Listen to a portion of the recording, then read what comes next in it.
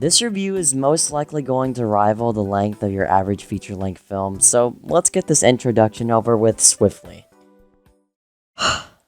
Metaverse Champions is the replacement for any type of egg hunt this year, taking notes from the dev hunt format from 2019 and 2020 due to the influx of games with single objectives, but instead of being centered around egg collection and Easter, it focuses on a more so competitive aspect or deal, and I guess science fiction based theme, having the event centered around the quote-unquote Metaverse, whatever that is, and Metaverse Champions. This event was split up into 4 weeks, all having 48 games in said weeks. For each week, you only needed to complete 4 games for a chest, but if you really needed to boost your team's score, you could have completed the other optional objectives. You are most likely in the know-how of this whole ordeal if you played the event, or if you were active on Roblox or other social media centered around Roblox. I will be reviewing each week and its teams, giving my general thoughts on games from that week. The sequence I discuss games in is deliberately made to make this flow as fluently as possible, as there really wasn't any intended order to complete all 180 games. I have 5, admittedly vague, ratings, and will be rating each game with these set of ratings. Do not fret though, I'm not going to give a thorough analysis of absolutely every single one of these games in the event, as that would just kind of be boring. But nonetheless, I'm still giving thorough critique for a majority of these experiences. But before I cover any game specifically, I would like to briefly evaluate the Metaverse Champions hub. For Egg Hunt 2020 Agents of Egg, there was no official lobby that could give you grand prizes, which was one of my biggest complaints of the event. And some definitely pouted about 2019's lobby being supposedly confusing with its architecture, placements of games, and no checklist. Thankfully, this lobby is very straightforward, having checklists and not having to walk all around the map for games. You get an interface that shows you which games you have and haven't completed. It also shows the teams in question's score. Not to mention, this map just looks brilliant. So much attention to detail, decorations, the lush, overgrown environment, plus the Portal's Ready Player 2-esque effects make me think some serious effort was put into this lobby. There were launchers here also, retaining the 3 from last year with the newly added MVP launcher, which is just players.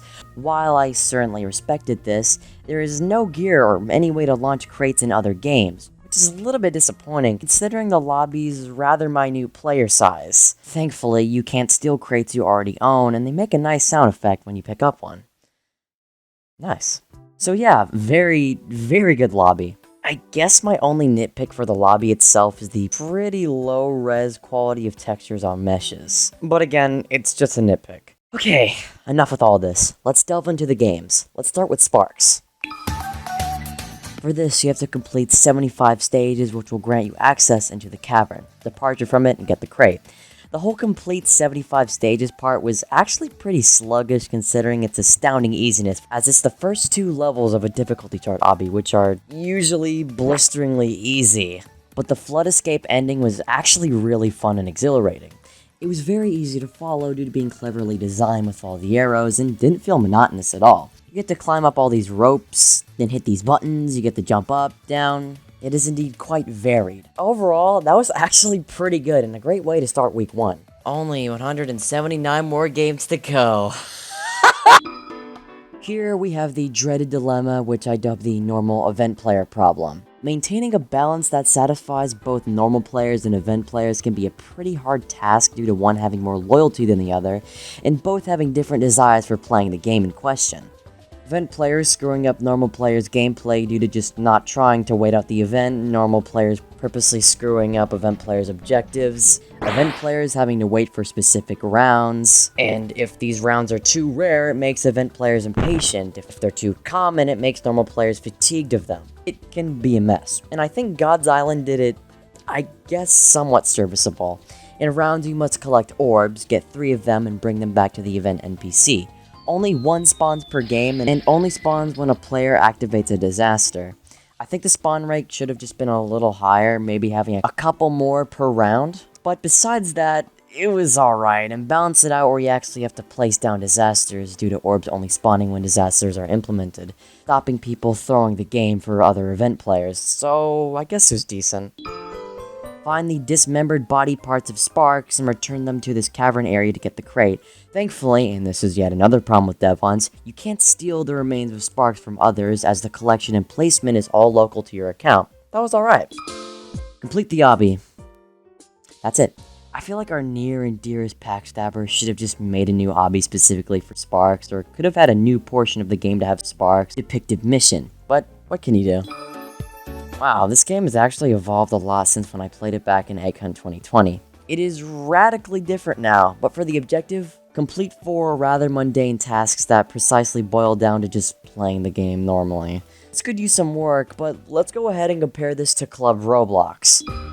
These two are, I guess, somewhat similar in gameplay, but Club Roblox ends up making an objective that just isn't playing the game as normal. There is an area dedicated for this event specifically, and you have to complete 6 varied challenges in order to win the crate. There's platforming, hunting, and a maze. Not to mention, you actually get a pet that comes alongside with the crate, actually providing an incentive for both event and normal players to play this, as normal people get a pet and event people get the prize. And the pet still, but you get what I mean.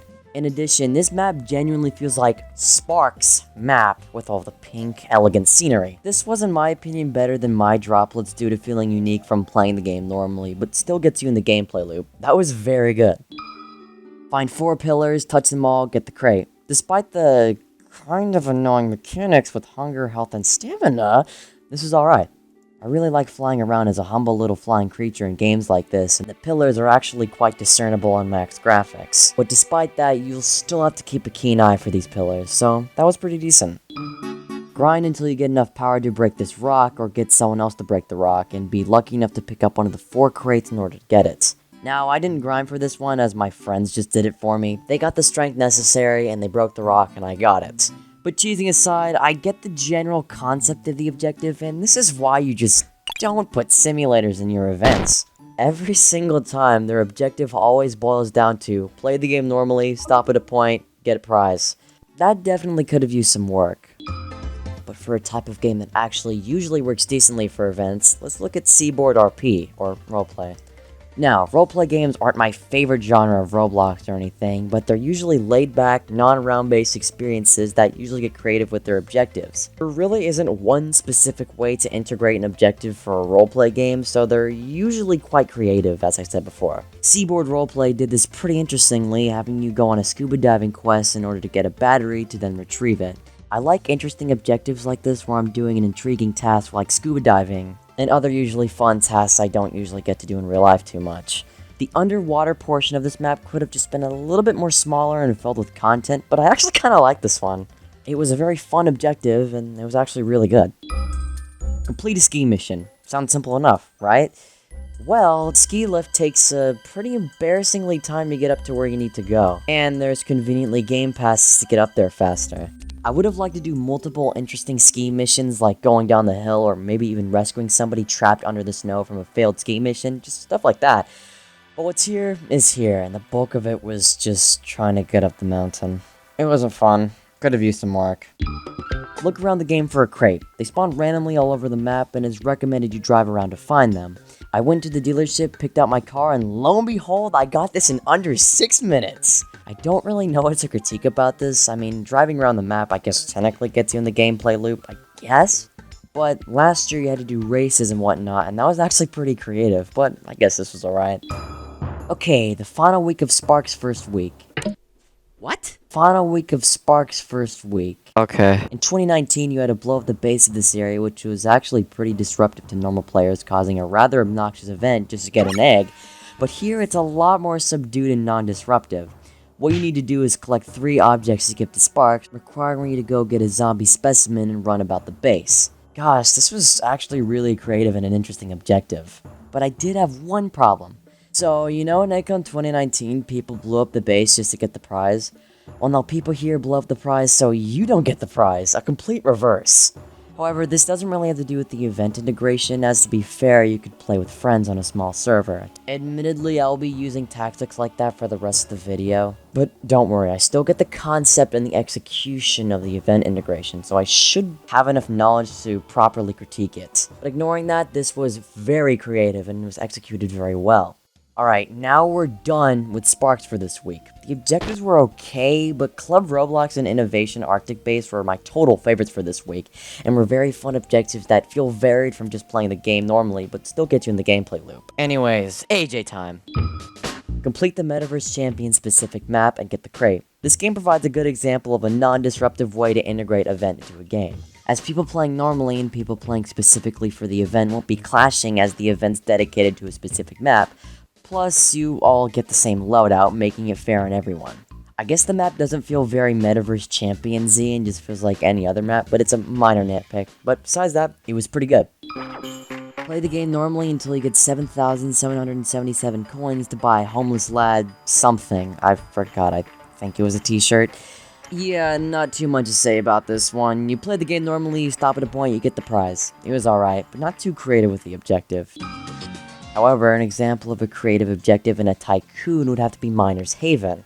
Convert your ores into gold, diamond, and emerald by finding the necessary carrot parts and bring them back to the different bunnies in the map. Definitely an intriguing way to make an objective for a tycoon, but the amount of walking I had to do for the objective was simply unnecessary and excessive. This objective was so hard I had to DM a complete stranger on tips on how to grow a fast and successful base, which actually didn't take too long. This gentleman provided a pretty snappy tutorial on how to grow a fast and successful base. The objective was actually pretty creative and the map itself was very nicely decorated, but half of it was just walking. So, this would have got a 6 out of 10, but it's gonna have to get a 5.5. Capture 2 flags and win 2 games. Not a single thing was added besides the badge functionality, so, could use some work. This is a very quirky and odd experience, reminding me a lot of the game The Future, with its strange controls and aesthetics. Insert these cubes a few times into each pylon and complete a boss fight. This is another one I didn't really have any critiques about because this game just feels right at home with this event. It's not round-based and you don't have to worry too much about people screwing up your gameplay, and it's an overall really laid-back time. Perfect for an event like this in my opinion. That was really good and so far the only game I wish to play after this event ends. Complete the mission designed for the event to get the prize. I was actually pretty shocked to see an SCP game in here, but I guess it isn't a totally far-fetched concept considering the fictional SCP universe is Creative Commons. You can remix pretty much the entire universe so long as you give credit, so I guess I shouldn't be surprised. The objective was decent, but the amount of ammo you possess throughout the entire thing was very... I don't really know specifically how to describe it, but it was just I guess really intrusive. Ammo definitely could have been increased, and I guess to balance it out, they could have made all the zombie stats just a little bit higher to balance it out. I also feel like it dragged and should have ended right after the boss fight ended. It was a good challenge though, and it was even better with friends, so yeah, it's pretty alright. Complete 5, initially 6 tasks as any of the teams. This took me 2.5 hours unfortunately to film because of the ATM cracker being able to only be purchased one at a time, being overwhelming, people arresting me trying to arrest others but failing because my car sucked, me looking for fires, just not finding them, someone always taking my DOT quests because again, my car sucked. This was a mess. In RB Battles, Jailbreak had a quest where you robbed 3 places while collecting cameras, and you didn't have to arrest people or do tasks like this for a prize. If they took notes from that or just tweaked it a little bit, I'm sure this would have been fine, but for how it was probably my least favorite objective. No redeeming qualities.